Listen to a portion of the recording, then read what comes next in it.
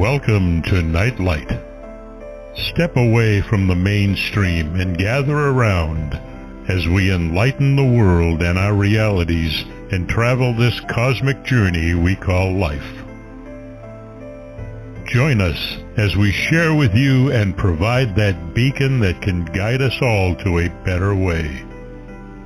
Explore with us as we examine a metaphysical montage of spiritual insights, covering everything from the mundane to the magical, UFOs to unicorns, and everything in between.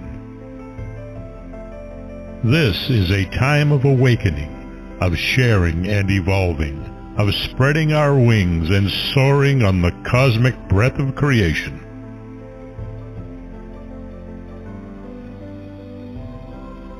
Come and join with other light-minded spirits as we weave our lights together to seek understanding, enlightenment, and with a little luck, some wisdom. This is Nightlight, a reminder that you are never alone.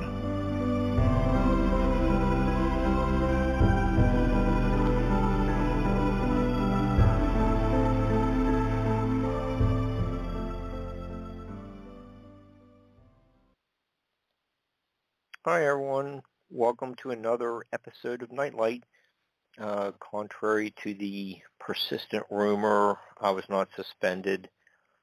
I'm just working on a project, and the guest the following week had made a request to reschedule, and then there was another problem the next week, so we are going to reschedule that one for I think later March, but it's nice to be back. No, there's no problem.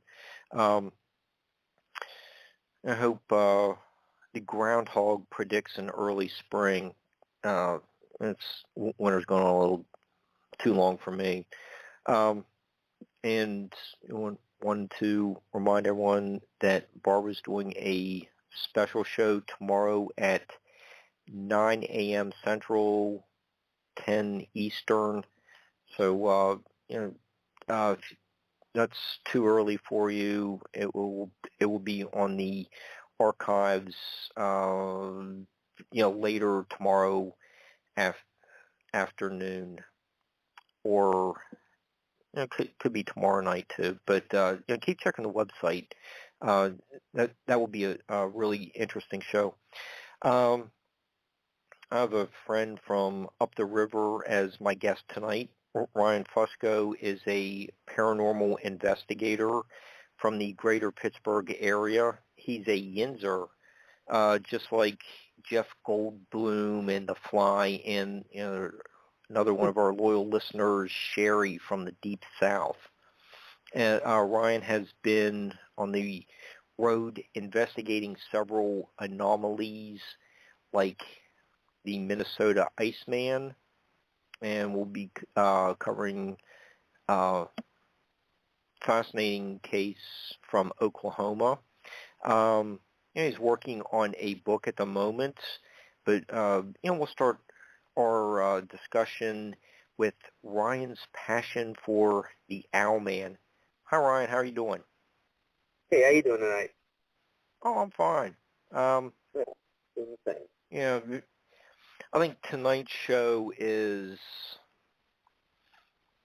I'm probably going to be tying together loose ends from some other shows. You're going to be laying the foundations for a show we have on the 15th with Celia Edgar's new book on cryptids. So, I think we have a lot of information to introduce, and I think after this, was unintentional to create this like little cryptid series, but I think after Zelia's appearance, they can see some patterns that may emerge from your discussion tonight. So, we've covered a lot of Mothman stuff. We have more variations of that the Mothman research coming up later this year. Have kind of touched a little bit on the Van Meter visitor, but Ron, what's your connection to the Owlman? This is a new topic for our listeners. Yeah, it is. It's actually, I mean, there's two different types of, I don't want to get people confused with owl sightings with abduction cases that goes along with spring memories and stuff like that. This is the actual cryptid side of it. It's the Owlman in itself. A lot of people, let's say, like, for instance, overseas, my connection to, about 2 years ago, I did a investigation in Fayette County, which is about 45 minutes from me. I live in Monroeville, about 20 minutes outside of Pittsburgh. So I had actually went up there to investigate this. And long story short here, the witness, he was out in a barn. This man, so I'll get his background down real quick. This guy is very smart. When I walked up there, I was actually shocked to see what I was seeing. He actually had his own self-sustaining, basically like a garden that was massive. Grew his own vegetables. He raised his own fish to eat. The guy was no Joe Schmo, you know, if I could say that. And so he's a very intellectual person. So the encounter goes as him and his friend were out in his barn, which his barn he turned into a stage with he's a musician. He plays piano and a couple other instruments. His buddy was playing the piano at the time. He was going to get his friend a drink. This man, by the way, is in his early 50s, so he's been there for a while. So he's coming back from the home to the garage, and I'd say it's about a 70-foot walk. It's not too far. So as he's getting towards the barn, he looks up. He thought what he saw was a hang glider. Like, wow, I've never seen a hang glider around here. But, you know, in the area he's at, there's nothing but cornfields and fields and honestly, electrical wires from the towers they have out there. So he was like, wow, this guy is possibly in the wrong area. So he's watching him come in, and his buddy's playing the piano, and he's still staring at this thing. And as it gets closer, it turns its head, and he realized, whoa, this isn't a hang glider. He's like, what is this thing? And as it gets closer, he's like, oh, my God, that's a giant owl. And at this time, he was like, whoa. He tried to get his buddy to come see what it was, but the music was too loud. And we'll tie that in later on about the music. So, okay. But as it came in, he was like, oh, my goodness, this thing, it's a giant owl. I mean, the wingspan was about 18 feet, and this thing was about 5.5 feet tall, which makes, and it had a, giant orange paws. Yeah, it was huge. I actually sent you guys a photo of him. He drew the actual photo of the owl, of what he saw. It had gold on his chest, big eyes, huge claws. But yeah, this thing came swooping down. He said within about 30 feet, and then it just kept, it made a turn to the right and kept going on. And yeah, that was his sighting, but it gets gets a little bit more deeper than that. But yeah, that's the initial sighting. And Ryan, you brought up the little bit of the background about the eyewitness. He also seemed to be environmentally conscious and had a solar panel farm. Yep, yes, he did. Yeah. Do you think? I'm sorry. Go ahead. Sorry. Yeah, I was just going to say, do you think the solar panels or that solar panel farm, barn, What I think attracted it is that what I think attracted was the music, and I'll say that because because so in other sightings there's actually been music playing from a piano actually. So there's about 3 accounts that I know of that in an Owlman sighting there was a music playing in the background, or if it was fairly loud. Actually, I'm sorry, there was 2 of them. This one and another one both had a piano playing. The other one, there was background music playing that was like I guess jazz music. But in these 3 sightings, there was music playing, and this is what seemed to, I guess, have this owl thing come towards them, being curious about the music. Now, the other 2 sightings, they don't have solar panels or anything like that. So those are the 3. That's what I could pull as a pattern for these sightings. And that, it makes sense. And like you said, this guy's a very smart person, so it goes further. So this man was very curious on what he saw. So there's actually a mushroom farm out in this area. And I don't know if it's closed down or not, but either way, he went as far as this guy was retired, by the way, and rightfully so. He worked his butt off his whole life. He went and got a job at the mushroom farm. Now, if the audience doesn't know, working at a mushroom farm doesn't sound like a very clean. It's pretty dirty. You're underground, and it's damp. So it's not something that someone would just go, hey, I'm just gonna go get a job there and have some fun. You're into mushrooms, I guess you would, but other than that, this guy was not. So he went and got a job at the local mushroom farm because he had heard rumors that there was possibly this giant fat thing in this cave. And there are caves there that's called mushroom growth. And so this guy, he worked there for about 6-7 months. And don't quote me, I'm not sure, but I know he worked there for more than 3 months. And during this time, they caught 4-wheelers.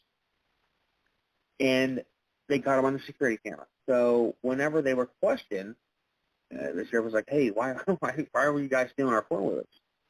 He's like, well, they go into the cave, they take them into the caves. Like, the purpose for that was because we've seen this big, huge creature fly out of this cave several times. And they wanted to kill it. And when they were arrested, they had shotguns on them. So that was the reason why the witness got the job here in a mushroom farm in the first place, was to see if this creature actually lived in this cave. So, and after I heard that, I'm thinking, oh, wow. So, that tied it together a little bit for me. So after a little bit of more research, I actually went to the cave. There was a bunch of signs that says no trespass and stuff. So there was some laying on the ground. So I stepped over the fence, and sure enough, there was a tree branch that had 2 huge, I have a picture of it, 2 huge claw marks on it. You could tell they were claw marks, by the way. They're very distinct. But it was on a branch, and this branch was laying on the ground, so it looked like something very heavy had snapped this off. And then also I couldn't get any further into the cave because there were so many, we call them jagger bushes up here. It's the first thing, I guess. And we have them too. Yeah. Yeah. Okay. Yeah. So as I got closer, I was getting stuck, so I couldn't get into the cave, and also I didn't want to get in trouble as well, so I turned around. But there was a cave right where this guy said there would be, and this thing was not easy to find on Google Maps. Matter of fact, I was like, geez, this is like using MapQuest. It really was, because I couldn't find this area at all, and I just so happened to make a wrong turn, and I found it. So, yeah, but it was definitely there. There was a cave there, and from then until now, I have received 2 other sightings from up there that they correspond to the actual main sighting. And one of them was Actually, I've received 3. The first one I'm going to tell you about is while I received from the actual witness that another woman had seen this creature, and she described a little bit darker, and it would be dark because at nighttime she saw this, and this thing was on the side of the road eating something, and she said it was huge. She said she first thought it was a human, someone in a suit, you know what I mean, in a way, but she said they actually thought it was a giant bat, and that's what actually the kids said too. The kids that got caught stealing the 4-wheelers, they also thought it was a bat as well. But I mean that's where I guess you have the difference of, because this guy saw it coming in for. He said it was at least I think it was like three minutes seeing this thing. So you know what I mean, he got a very good look at it. A really good look at it. The only guy that drew, that was able to draw the actual image of this thing. So I kind of go off of what he said. You know what I mean? So, and the other 2, it was at nighttime when they saw it. So it would make sense. It was darker. Eye shine for owls is red. So I mean, they had red eye shine. So it just makes sense. So, but yeah, that's. Yeah, Ryan, just to back up for a minute, the story of the Owl Man started with, or coincided with, a guy playing piano in the barn. Is there some kind of correlation with the music frequencies, the resonances that might attract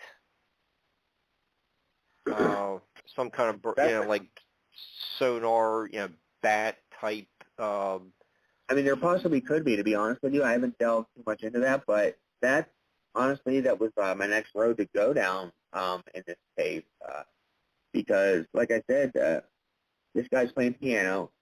Another, there was a piano playing in that one as well. Then the next one I told you, it was a correlation of jazz music playing. You know what I mean? So, honestly, to me, I think that's what caught this flying humanoid's attention, was the piano that was playing. Because if we look at everything else that was happening on the farm at the time, or we'll call it a farm. Or, I mean, he turned his farm into, like I said, like a stage.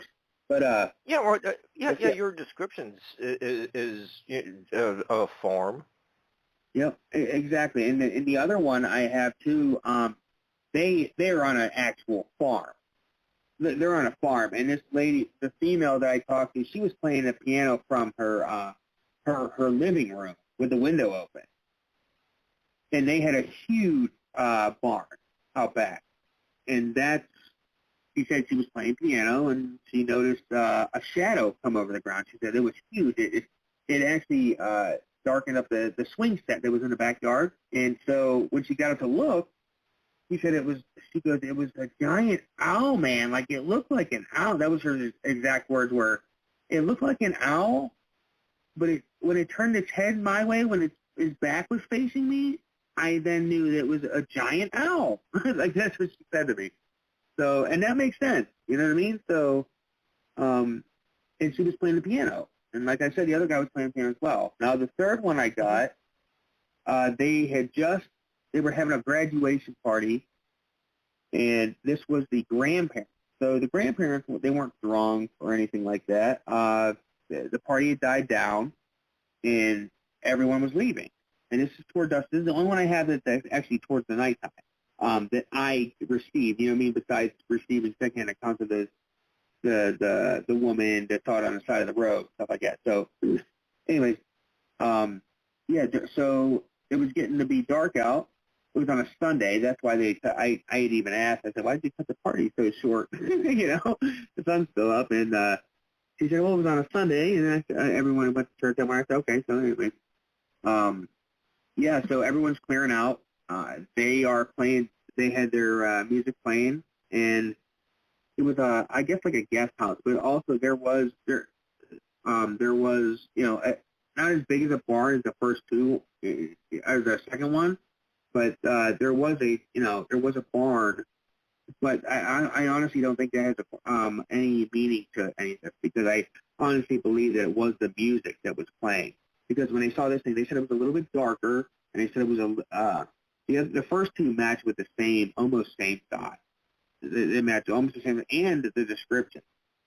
But the third one here was darker, and she said its claws. She goes, and the husband reiterated that the claws were so yellow, and that's what he said. The claws, the talons were yellow, and but it had a darker chest front, and yeah, it was just a lot darker than the first two. But yeah, I mean, the connection to those, I honestly believe, is the music. And you asked a good question. That's something I'm definitely going to look into in the future. So.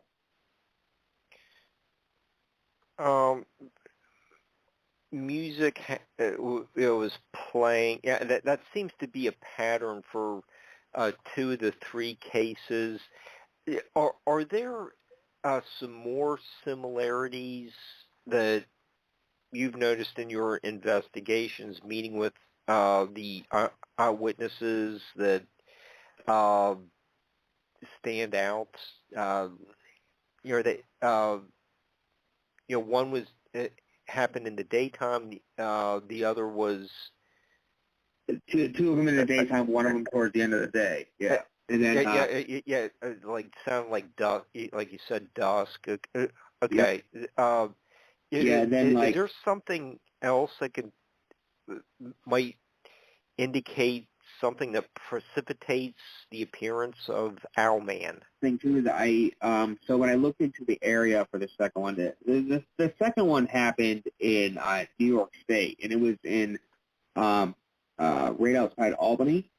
And so I looked to see if there was any mines in the area, and actually I didn't get to do the full search I wanted to, but there was an area that's not mines, I'm sorry, like caves and mines. And there was a couple small ones there, not real deep or anything, but those.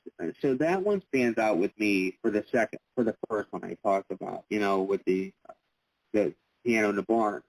So those two have two connections that really, but like I said, I think the music for the most part ties it together, because even if we look at the secondhand accounts from the lady and her son passing it on the road eating, there's not much to go off of there. You know what I mean? She saw something.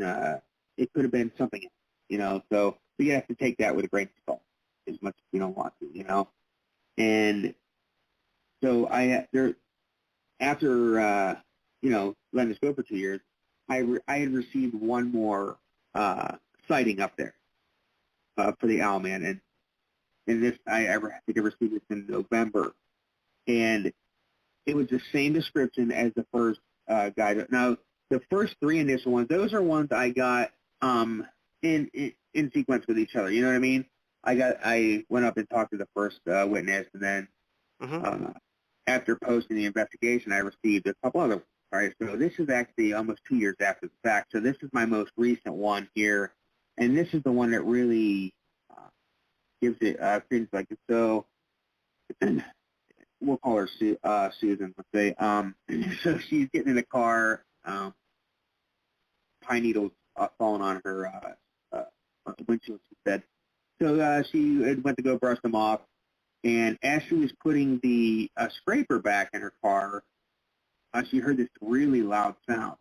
And as she turned around, and mind you, there's no music playing. This is actually between 6:30 and 7:30 in the morning. But the car was running.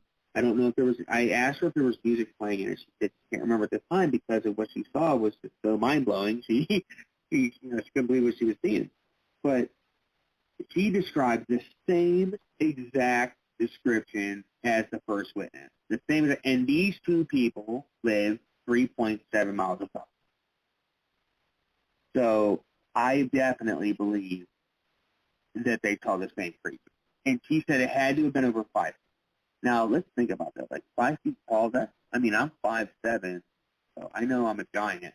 no, but I'm 5 foot, so that's 7 inches shorter than me. Like that's That's a tall bird, you know? I mean, that's massive, you know? So, I mean, and then also, but she said it was a little bit thicker than he said.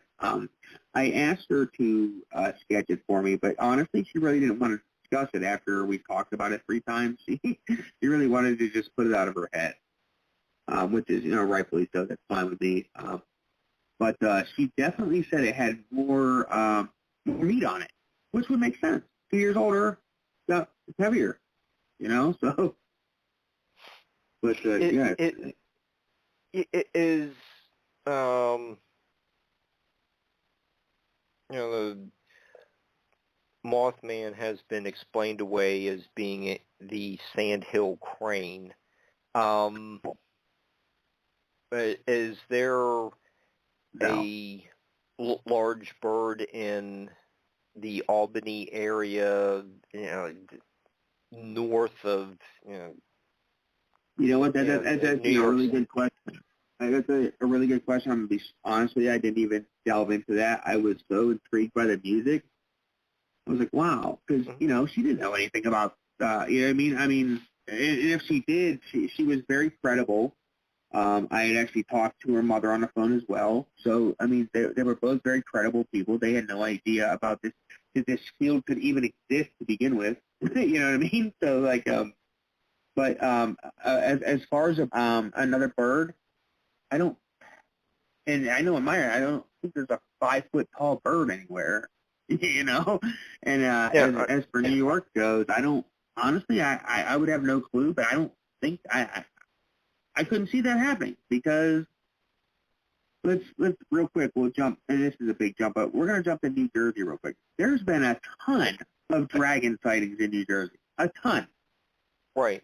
And let's think about that. Is there a bird that's 20 feet tall? You know what I mean? Like, it's so like, no, there isn't over there. So, I mean, that's, I guess I bring it up to compare, you know, bird sightings, but I don't think, to be honest with you, I don't think that, that you can compare this to any other bird, to be honest with you.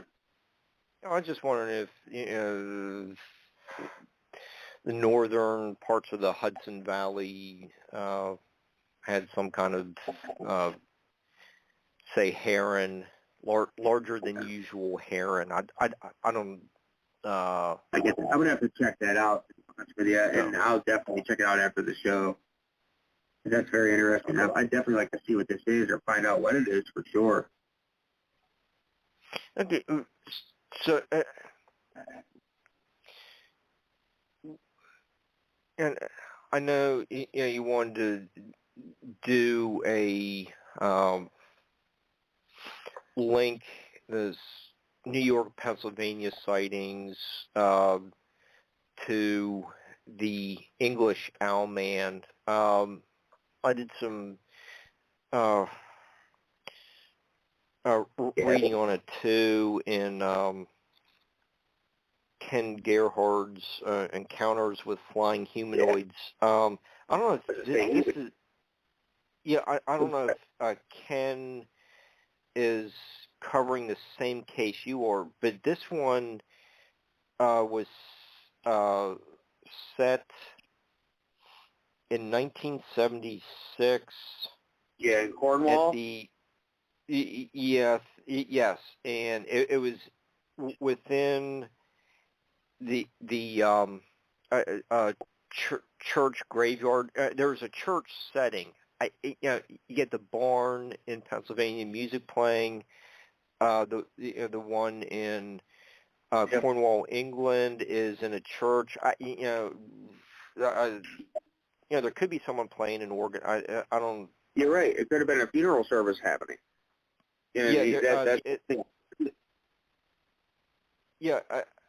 Just looking at what Ken has in his book, it seems like you keep encountering maybe some of these structures that are attracting these anomalous animals. But this is where it differs for me. Is this okay? So these things are what, 5, 6? The ones in England, they're actually a little bit bigger, and some of them are 4 feet tall. But for the most part, they have more owl man prints sightings than we do.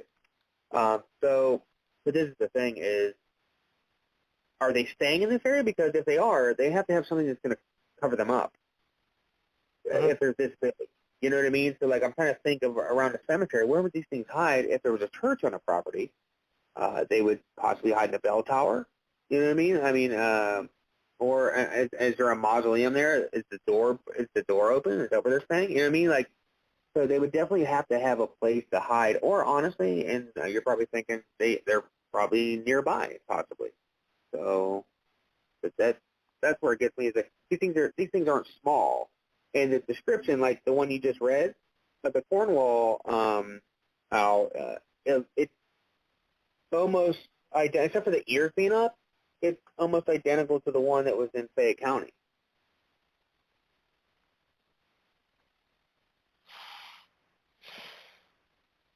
Does it seem like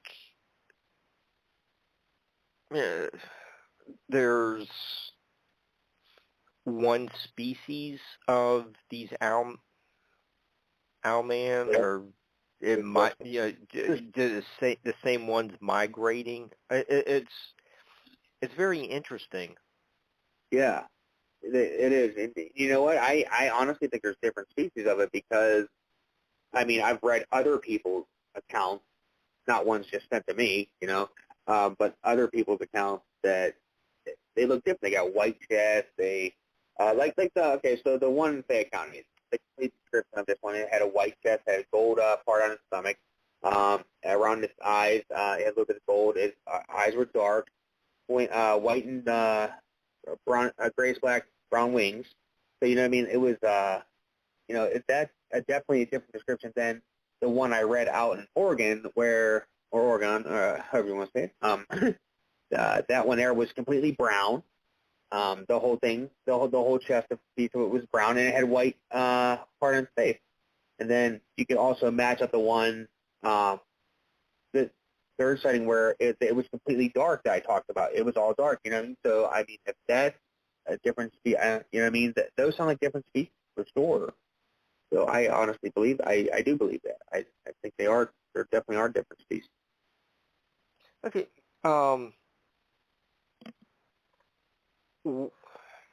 It is. Do you think we're dealing with a similar species, or the same species if we go back to like the Van Meter visitor at was it 1903? Then you come forward 63 years to Mothman. Then you get the Chicago Mothman, Owlman in Cornwall, England in 1976. There's maybe a little bit of a pattern of dates. Yeah, the pattern I get, but the description is, it really varies. And the descriptions are way different, especially like Tobias Wayland, who did a really good job in his research for the Chicago Mothman. The description, I mean, you got descriptions from the police department. Matter of fact, what's funny is, I guess we can talk about that later. I was about to bring out the Loveland Frog thing, but anyway, so the Mothman one in Chicago, that's been seen as a all black skinny, But the thing is, other sightings,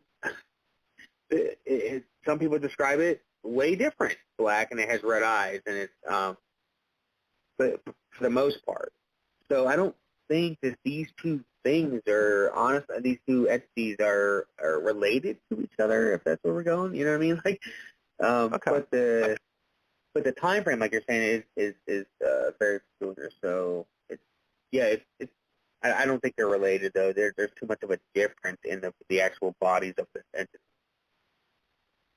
Okay. Well, no, I wanted to answer a question for myself, and maybe a few listeners had the same type of question, but so I was just interested in establishing some of these patterns. The more we keep talking to other researchers or profilers, they start emphasizing patterns. Yeah. It becomes, helps to put all the pieces together. Yeah, absolutely. Absolutely. Times of, the sightings, dates. Yeah, see, that's, so for patterns for this, actually, like, that's why I was saying, like, the ones in Chicago are so sporadic, but, a lot of them are at nighttime. But there is a couple in the daytime or towards dusk. And there's a ton of them, too. There people don't even know. There is a ton of them. For the Owlman sighting that I know of, and like I said, I've gotten a couple. I've read several other ones across the United States. For the most part, a lot of them are at dusk, and like I said, the ones I have three myself with music, and then I think I've heard about, especially on the other side of the Rockies, I think I can think of about 4 or 5 that had music also. So, like, you're on to something with a frequency. I do believe that. I definitely think that's a for sure pattern. I mean, Ken Gerhardt would probably know a little bit more about that than me. But, yeah, for the most part, I'm definitely thinking of frequency. But also, too, barns. Barns are definitely I guess if you want to call it a pattern for a lot of that's for sure. And like me and you were talking the other day about, I forget the name of the woman you're going to have on in a couple of weeks. She's writing. Celia Edgar. Yeah, she's the next guest. Yeah.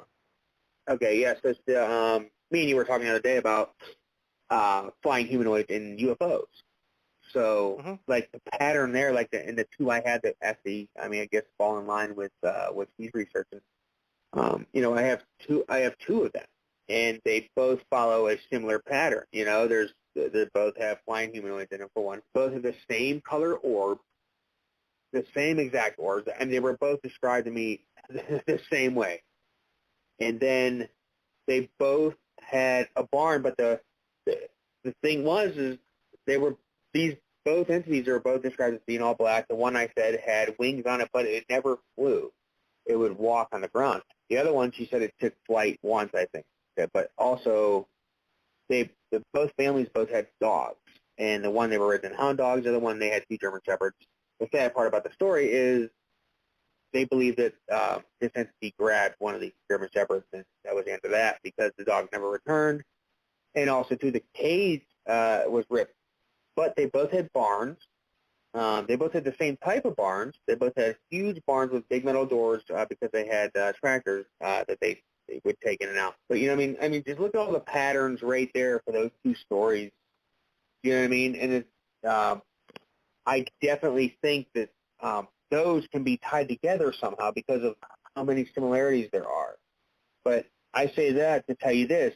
The Owlman ones, it just took it just takes one little difference, and when I heard that they were playing jazz, I'm not saying like there's a certain frequency for a certain owl, but it seems like that in a way, you know what I mean? Because it attracted a different owl, and it was different music. But so, I mean, I really think you're, like you said, you're on to something with the frequencies, but the patterns, yeah, to me, definitely the surrounding the frequencies in the area, I'm guessing, and then also the area. So definitely barns and music, I think, in my opinion.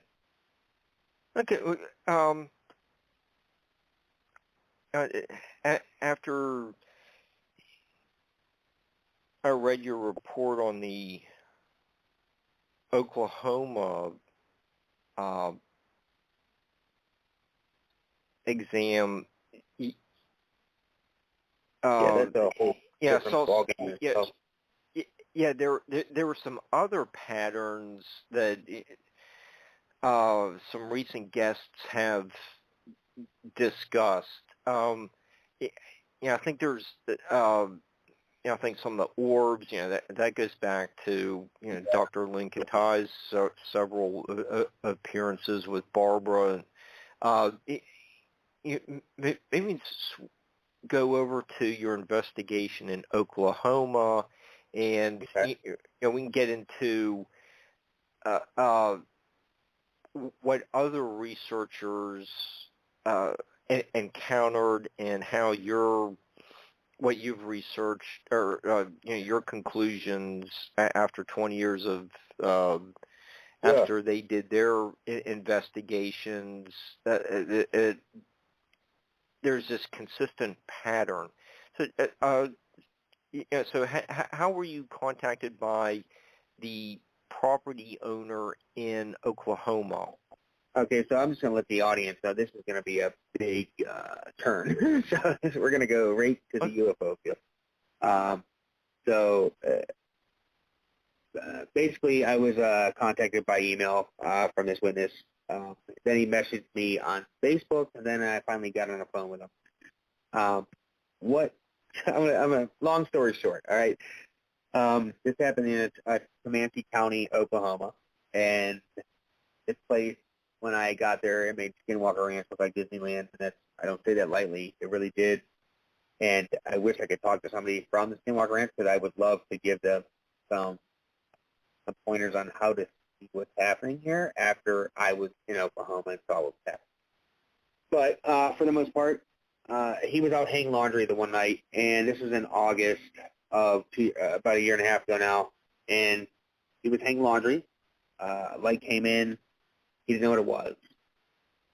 He's like, wow, it got pretty close, and it went away. So the next night he's hanging laundry again, and it got closer. So what does he do? He pulls out a .22 and shoots at it.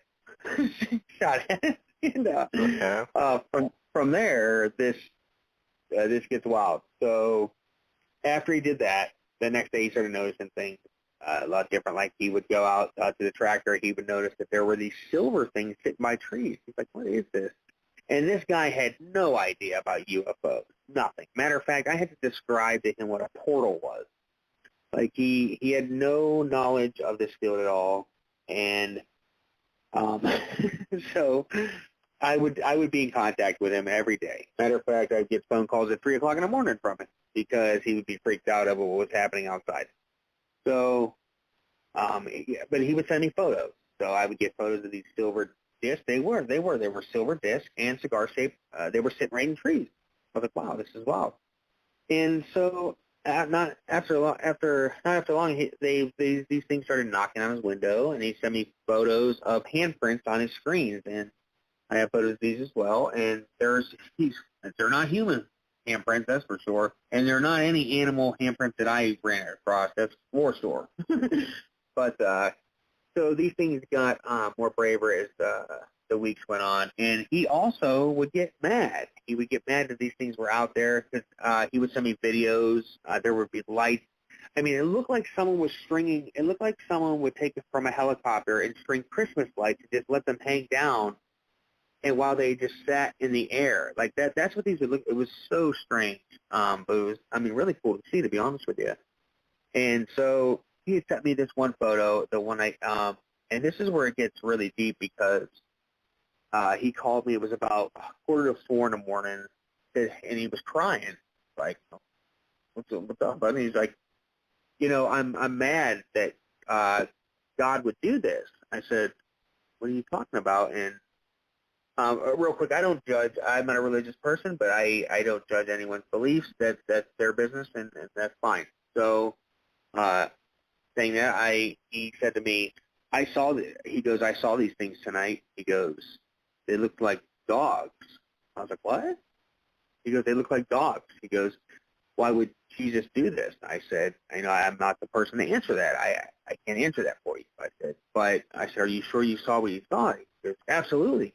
And there were 3 other witnesses at this house.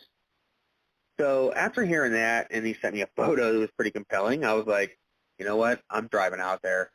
And I did. I drove from Pittsburgh to Oklahoma. And that was an adventure in itself. But I made it there, and the first night I was there, there were 3 lights in the sky. They were red, and they were moving back and forth. And I was like, wow, I've never seen it. And this dog was barking the whole night, think anything of it. And all of a sudden, these red lights ended up making a triangle pattern. I was like, wow, this is crazy. I'm seeing this stuff like it's right here in front of my face. It's awesome. So the next day, and real quick to the audience, he was telling me before there was stuff in the trees. You could see eyes in the trees, and there were these colors. And I have photos of all this. Like the photos of the trees and with these colors that they would put in, it was beautiful. It really was. But you would see colors you'd never even seen before, and they were all through these trees. It looked like a bubble was in a tree. That's what it looked like. You know, when you blow a bubble and you get the rainbow effect? Like, right. That's what it looked like through all these trees. It was really cool looking. I was like, wow, this is really wild. And I got a video of a UFO sitting in a field. It looks like a rectangle. It's huge. It's massive. It's in the middle of the day, and it's just sitting there going back and forth. It was really wild. But so then the next day, I'm outside. As a matter of fact, everyone had to go to work, and I'm there by myself. And I'm recording. All of a sudden, I notice as I'm going back the second time, I was just snapping photos, and I realized there's something in a tree. I was like, there's something definitely over there. And sure enough, it was what they call the Glimmer Man. And I have a photo of this. I mean, you can see it. You can see it pretty well. It looks like the Predator, if you don't know what I'm talking about. It looks like the Predator in cloak mode. And there's this being. He's sitting right there in the middle of the tree, and you can see him pretty much plain as day. It's a really good photo. And my heart stopped. I was like, oh, my God. And I was like, you know what? I drove all this way. I took a step forward, and it disappeared. I was like, oh, okay. So I ran inside like a little kid. I did. I was scared. I was like, oh, my God. And so as the day went on, he was right. There was something happening in the trees. That was just very odd. So that night, and this is where a pattern started to kick in, is we're outside. All of a sudden, I see a blue light in his yard right in front of him, and it disappears. I was like, that's weird. And then he goes in. I said, go get your flashlight real quick. And then he comes running back out without the flashlight. He says, hey, a red light just landed in the field across the street. I said, oh, well, go grab your flashlight. So he grabs his flashlight, his big mag light. He gives it to me. I point it across the street. And there it is for the first time in my life behind a barbed wire fence. And this is a part you need to remember because they all had brown outfits on. They were all brown, except they had green goggles for their eyes. They had green glowing goggles. I have a photo of this, but they are moving when I take, and they're not stupid. They let me put a flashlight on them the whole time. They know I'm going to take a photo of them. They have to know this, you know. So I do have a photo. You can see what I'm talking about, though. You can see the brown outfits. You can see the green goggles on their forehead. You can see this in the photo. The dog immediately started chasing them, and I don't even know this dog. I called its name. His name was Cody, and it came to me immediately. When I hit the flashlight back across the fence, they were gone. I was like, oh. But they weren't gone. They just, I guess, went invisible at that time because you could hear and see them jumping over the hay bale. It was crazy. And then there was a silo right at the end, and you could just hear the silo. You could hear them dinging off the silo. Like, it was pretty wild. So to make a long story short, I'm sorry, it's already long enough. The third day, I was supposed to leave. I had car trouble, wasn't able to leave. And I had this investigation. If anybody wants this, I'll be more than happy to send them a copy of it, and also with photos as well. So anyways, third night, the witness comes in and says, hey, there's somebody in my driveway. He goes, I said, what? And so I go and look out the window. Sure enough, my car doors are wide open. The light's on. I go, what the heck? and I just locked it. And I'm like, why are my doors wide open? And I see a shadow move. I'm like, what is this? And I go, and the one guy goes, hey, someone get down here. So I went down to the basement, and this is a guy that has nothing to do with anything. He just lived there with the witness. He's like, bro, look at these people. And sure enough, I looked over. There's people standing there. They have clothes on like us. And the one lady had like glowing orange skin with black polka dots. The other guy had two stalks coming off his head. And I can't remember the third one, to be honest with you. But they had clothes on, like us. He had a red jacket on. He had jeans. The lady had a green dress on. And they waved at us. I was like, whoa, this is crazy. So, long story even short, I'm sorry. They were basically touring our vehicles. They would every 10, 15 minutes a new tour would come in, and they would fit in our vehicles. They would give them just like a feel on our primitive vehicle. Either way, I have proof of this. I have photos of it. I have so basically, they were all. I went outside to go talk to things, and they were standing all along the fence line. All right, and this is another pattern here is they all had brown outfits on. They all had these brown outfits. I was like, what? Same brown outfits last night. I was like, wow. I took a photo. I took a video. They're not in my photo because they look like tall stalks of grass. But I have the photos you can even see in the photos. Grass doesn't look like this. And I also have a photo in the daytime that the tree they're standing by, there's nothing around it. There's absolutely nothing around it. And at nighttime, there's these big, tall mounds of human-shaped grass. There's mounds of grass standing all around this tree. And so the brown outfits were to, if they were getting this photo taken of them, they wouldn't be able to be seen, showing up on the photo.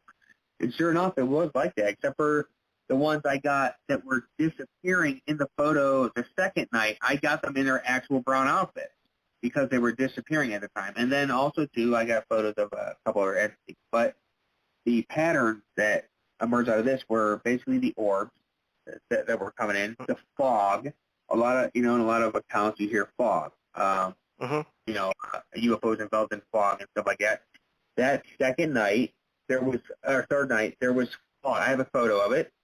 There's fog coming in. It's coming in on the ground low as hell, and it just keeps coming. I'm sorry about that.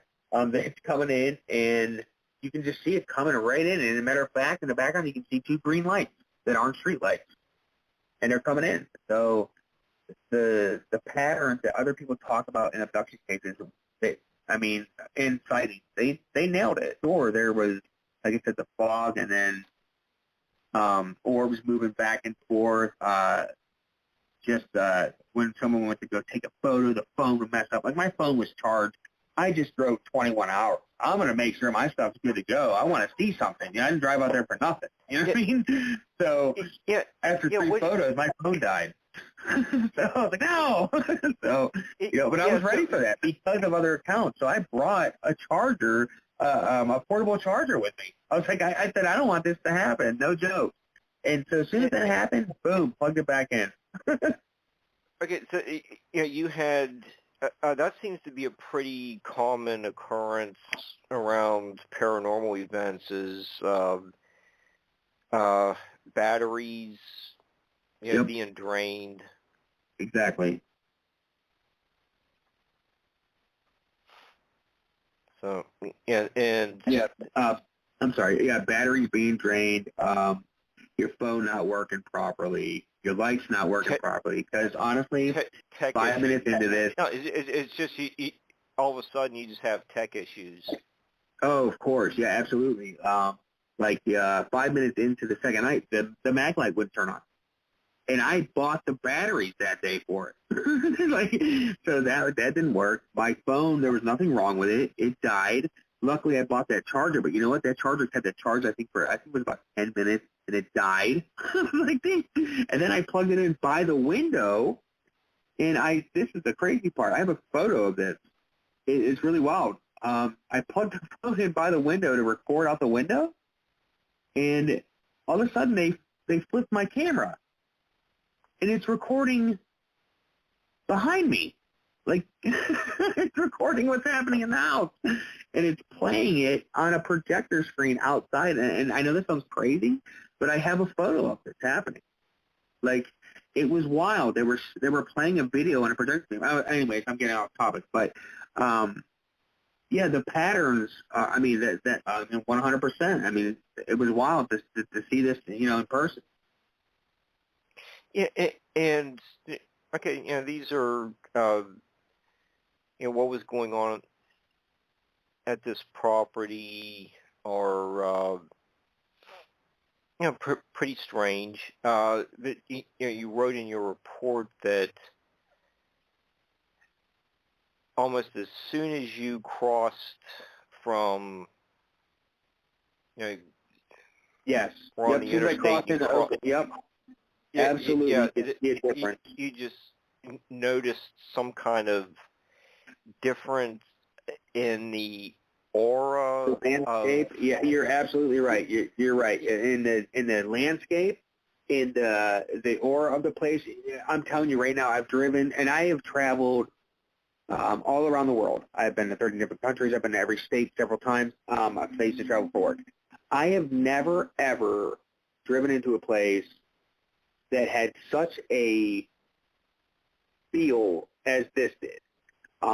As I got into it deeper, there was dead. I mean, it was, I guess, time. And you know what? It was November. So I don't know if wildfires are very big out in Oklahoma in November, but either way, there was so much dead property. It wasn't even funny. I mean, maybe that might be the norm for out there in Oklahoma. I'm not sure. But it was a spooky feeling, and it really was. And I as soon as I got into the area, I was like, wow, this is crazy to feel like this. And it was depressing. It was, I'm glad you brought that up. It was depressing. And it was like they picked this place on purpose because no one really wants to come here. And I could see why they picked the area, because the next neighbor, I think, was a mile away. Mm-hmm. You know what I mean? So, like, I mean, they definitely picked the right place for sure. Yeah. Yeah, it was pretty wild. I mean, honestly, I don't say that lightly when I say it makes Skinwalker Ranch look like Disneyland. Like, Skinwalker Ranch has nothing on this. I've only told you about 40% of what happened here. It's crazy. Not to mention the stuff I took home with me. So it was wild. With this property in Oklahoma, is there something like a barn structure or something? There's a silo. There's a silo on it. There were a big field. Matter of fact, the third day, and I have photos of this, you can see clearly, plain as day, a tree floating in the air. It's a tree. Because the tree's not there. They added this, like they were messing around in the field, and there's four or five of us watching this happen. And we were just blown away, like, they're just adding stuff in this field, and they really were. Like, their deception game is on point. Like, they had stuff covered, for sure, and that's the crazy thing. I literally, and I can send you the photos for the proof, literally a tree is floating off in the air. And then I also have a photo. This is crazy. It's a UFO pretending to be a tree. And because the tree is the shape of a rectangle. It's plain as day. Like, it's crazy. I mean, I have proof of all of it. It was insane. And there's another thing real quick. Is Fort Sill was 15 minutes away from this place. I called Fort Sill. I got hung up on. Called him again because the witness said at one point 2 white helicopters, unmarked, were flying over his area. That's another thing, another pattern. 2 helicopters flying over the area with no markings on it. But he said they were both white. Now, that tells me somebody knew something about what was happening here, because it goes a lot deeper. You know what I mean? So. Mm-hmm. Well, the floating trees might sound sensational, but John Keel, we'll be covering that in a couple weeks as well. Keel wrote in, I just blanked on the title of the book. It wasn't the Mothman Prophecies. It was another one of his books about the walking tree stumps. Yep, I know exactly what you're talking about. Yeah, he investigated that topic as well. So there seems to be some type of phenomenon about moving trees. Exactly. And also, too, if you think about this, in several other abduction cases or UFO sightings, I mean, and even most recent ones, people are saying, you know, these UFOs would come down and they would actually move the tree out of the way, sit the craft down, and then the craft would leave, and the tree would go exactly back to where it was. You know what I mean? So, like, and the tree, it was just one thing. I'm talking, when I tell you this, it was like they were building a secret runway underneath bushes, because this field was bare. There was nothing in it but a giant tree. That was it. The third day came, there were bushes, trees, like there were ravines. I was like, what is the whole landscape changed? Like, it was wild. It was crazy to see. It really was. And like I said, I got 2 photos off. The one, it was one that you could make out, because I tried so hard to take better photos, and it was almost impossible, because they knew I was trying to take photos of it. And but yeah, the one, I'm telling you right now, 100%, you can see it with your own eyes. The tree is a rectangle. It's not a tree. So, yeah, but I'll send it to you guys. Wow, you're right though. It's with the moving tree stuff. Yeah, it was really good investigation actually he did on that. So. Yeah. Okay. And speaking of investigations, you've also helped investigate the Minnesota Iceman. Yeah. I helped Joshua Cutchin. He asked if someone knew a little bit more about it, and I knew a little bit about the Minnesota Iceman. So this is actually not a big part of my I guess my career in this field. But I did help Joshua Cutchin and more than Tim. Yeah, and I was honored to do it, because Joshua Cutchin is one of my favorite authors. I mean, he's got great novels. I mean, his books are amazing. I love them. They talk about topics that no one wants to talk about. And that's why the book I'm writing now is about screen memories. And I think there's only one other book out about screen memory. And so I got that idea from actually reading Josh's books. So, yeah, but, his books are great. And then him and Timothy Renner got together, and they both wrote a book on Bigfoot. And this one here, it's in the book. It's called Where the Footprints End. And, yeah, so I helped them research the Minnesota Iceman. Long story short, back in the day, there was a carnival going around. There was a guy, he had a caveman supposedly in ice, and who else talks about what's his face? Ken Gerhardt knows a lot about this as well.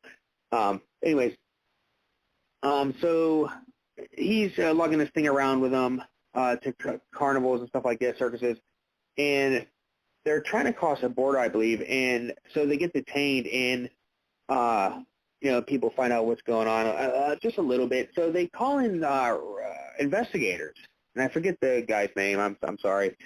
I'm drawing a blank right now of it. Anyways, they go and investigate this, and while they're investigating, they have heat lamps. And during their investigation, the heat lamps just so happen to crack the ice, and they said a putrid smell came out of this, a very foul smell, which basically led to the point where whatever this was, is old and dead. And okay. Yeah, so you can so after that, basically the real one disappeared, and they put a fake one out. And you can go online right now and check and look at the photos of the real one and the fake one. And you guys can be the judge of it, but I'm going to tell you this right now, with the ice cracking, and from the researchers, because these researchers were very credible individuals, it looks like a real person. It looks like a caveman. I mean, and it looks like a legitimate caveman. It doesn't look like something out of a cartoon or something that was, really, they put in a CGI or something like that. This looks like what you would think a caveman looks like. And, yeah, but that's the gist of the story, because it gets pretty wild. Like they say that, Jimmy Stewart might have bought the caveman off the guy. Like, it gets crazy. That's the gist of the story. And, I just helped Joshua research that for the book that came out. But if you guys get a chance, check it out. The Minnesota Iceman. It's a really interesting piece. Okay. I'll have to have contact Joshua for a show. He does have some interesting work. So I was really impressed with. Yeah, they're great. I mean, that's why I started researching Screen Memories more, because that to me falls in line with a couple of his books. And like the one, let's say for instance, let's say the smells in fields of these topics, like the Fae folk, UFOs, the field, the Bigfoot field, you know what I mean, stuff like that. And it smells, of that, like. And I know he had one before that, the Trojan Feast. That's ones of food and drink of these topics. And then his third one, I think, was Bedtime Invaders. I don't want to get the title wrong. I'm sorry. But I think it's Bedtime Invaders or something like that. And, that's involving the same topics, but just at bedtime and what happens. Like, in abduction accounts, Fae folk accounts. They put it, those books that he's writes, they're awesome. And Timothy Renner writes equal to them. So I think that they definitely did a real good job, and that's why I picked Screen Memories as the one I'm coming out with. So, to me, it just falls in line with a topic that doesn't get discussed enough. So, what's Screen Memories, and can you give us a little back? Yeah, of course. Background so on that topic. Yep, and that's another pattern that would fall in line with UFO stuff in the UFO field for people who don't know a lot about it. So basically, a screen memory is something that's not there. And for instance, a pattern that I've been noticing in a lot of screen memories, and people will agree with me on this, is obviously owls. Owls can be used as screen memories. Deer. I notice if it's a person, it's at a door or it's in a vehicle. I noticed if it's a building, it's definitely the abductee being in a car or getting out of a car. I noticed if it's an owl or deer, they're looking out their bedroom window. Like, that is a pattern that has never been brought up that that I've noticed, and I'm not saying for all of them, because there's tons of them. I couldn't know that for sure.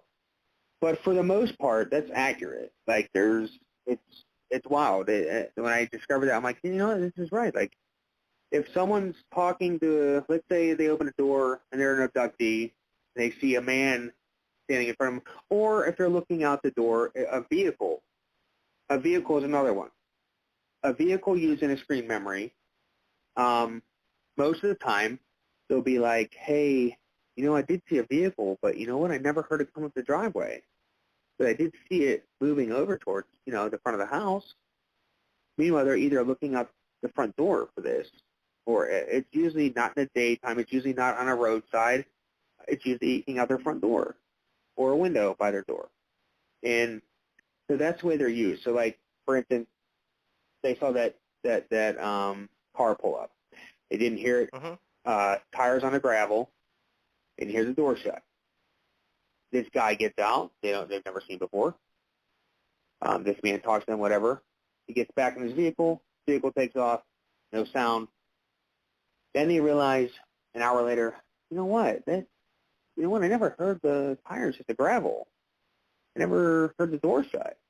All of a sudden, the guy down the road was like, hey, there was a UFO in your yard, So, like, and that's happened several times. So that's what a screen memory basically is used as, is something not to startle the abductee in a way, to make them feel more secure and safe.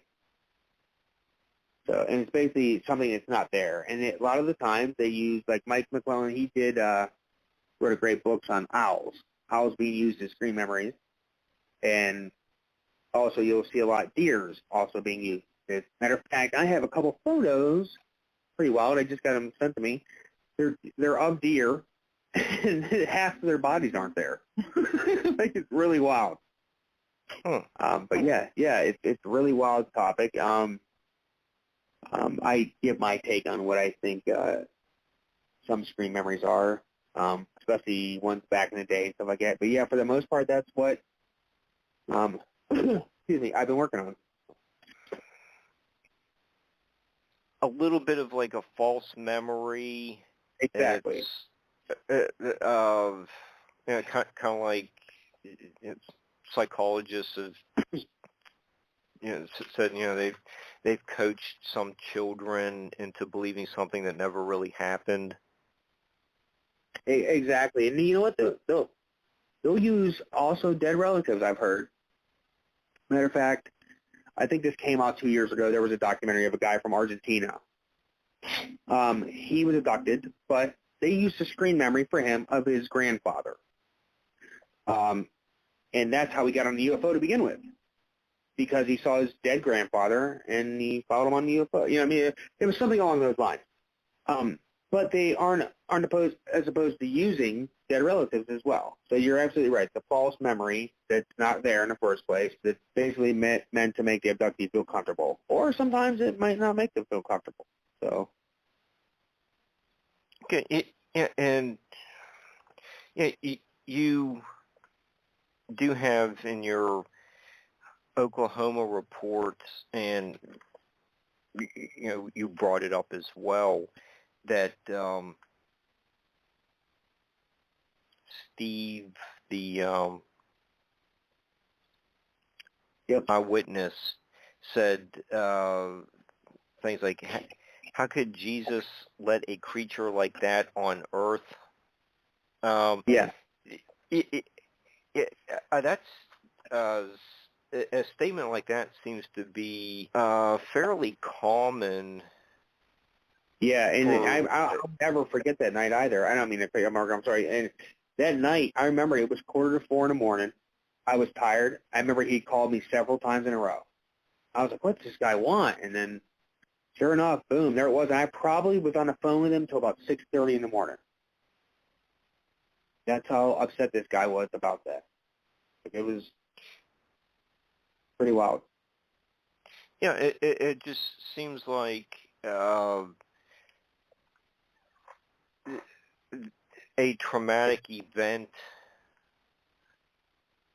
does cause people to, Michael Carter and Wallace Wagner discussed that, where kind of heightens a sense of faith.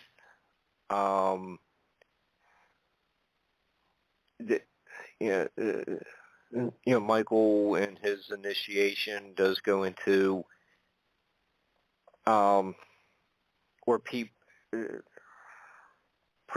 before the event, they might have attended church, like at Christmas and Easter, or if they even went at all. But after the event, they start suddenly reading all kinds of sacred texts, different, like the Barclay commentary on all the books of the Bible. Just reading all these religious texts that they can get their hands on. Exactly. That seems that pattern of before and after the event change seems to be a pattern, repeatedly calling you to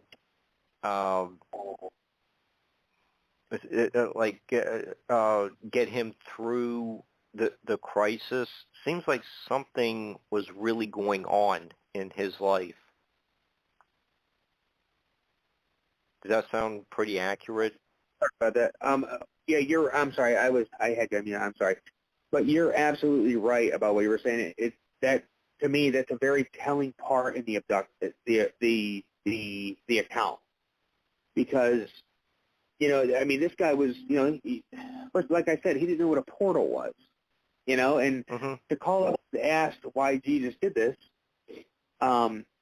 several times over, it was to the point where he wanted to, to not be there anymore, and that's the truth, and it really shook this guy to his core. So what he saw was life-changing, absolutely life-changing, and honestly, what I saw with him down there was life-changing as well to me. And I'll never forget that, ever. It was something that was, I didn't know that part of the UFO field existed. I really did, and it was very eye-opening. And you're right. That's what these people they call for reassurance. Hey, why did this happen? And that's not the only one I've gotten like that either. I've gotten a couple other ones like that as well, but his was the most profound one that was he was digging deep. Why is this happening? Why is this thing outside my door right now? And then to send me the proof, I was like, oh, good Lord. This isn't a human. This isn't an animal. This is something. And it was plain as day. I sent you the photo of it, actually. It's in the, I don't know if you guys post or not, but it's like the dog-looking shape entity for sure. It looks like a dog in a way, and it's there's a yellow tarp, and you'll see him. He's peeking right through the window, and that was it. And he said this thing hopped on 2 feet, 2 big feet, and it hopped over his barbed wire fence and got back in the craft. Pretty wild, but yeah, you're exactly right with people calling investigators and saying, I'm sure I'm not the only one who's gotten it.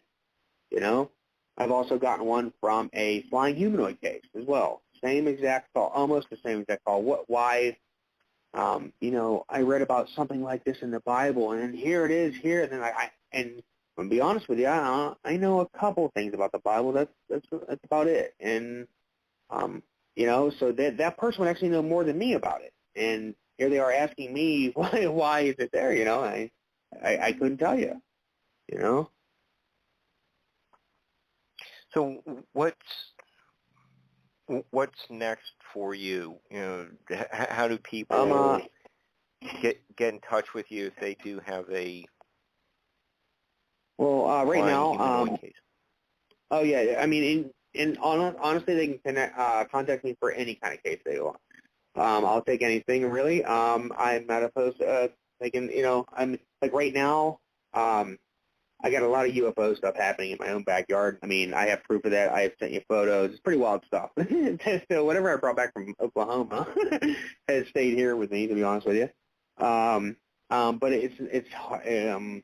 they're harmless in a way. I've seen them face to face. It's pretty wild. Anyways, that's what I'm working on right now. Besides the book I'm in the middle of writing. So. But I will definitely be willing to travel for some investigations because, I do take it seriously. And at the end of the day, I want to find out what's going on. It has nothing to do with, who's doing this and who's doing that. I want to find out what's actually happening. So, but, yeah, they can get a hold of me, ryaninvestigator@gmail.com. You can also find me on Facebook at RYAN FUSCO. And then if anyone's interested on my most recent stuff, they can go to my TikTok page and they can type in FOSBO, FBO, and they can check out this stuff that's on there because that is the stuff from my security camera, and it's pretty wild stuff. So. Okay. Cool. So, yeah, and then whenever my book gets done here, I'll send you I'll send you more information for it and everything. So good. you guys want. Yeah. look forward to that. Okay, I know you have to get up for that thing called work in the morning, and I got Barbara, Barbara and I have to get to bed soon because we have to get up early for tomorrow's show as well. So, we can to the point of wrapping up the show tonight. But I just want to thank you, Ryan, for being our guest tonight. I think it was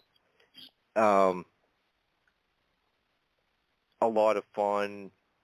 Very informative, eye-opening, and it was a great time. I know it's not great. I know it's I know it's not. I know it's off the norm a little bit, but this is hey, this is what's happening. So I'm glad that you and Brenda allowed me on here, and you guys do a great job, by the way. So I told you, this would be the most fun you'll have with your clothes on. But you did. Sure. You did a really nice job of connecting more dots and laying the foundations for future shows too. So, we can get ready to say goodnight, and thanks again, Ryan, for the fascinating discussion. Thanks, Tim Swartz, for connecting me to Ryan, and just keep us posted about the your book, and we'll do it again. And thanks, Barbara, for producing the show. We'll see everyone tomorrow morning at 10 a.m. Eastern Time.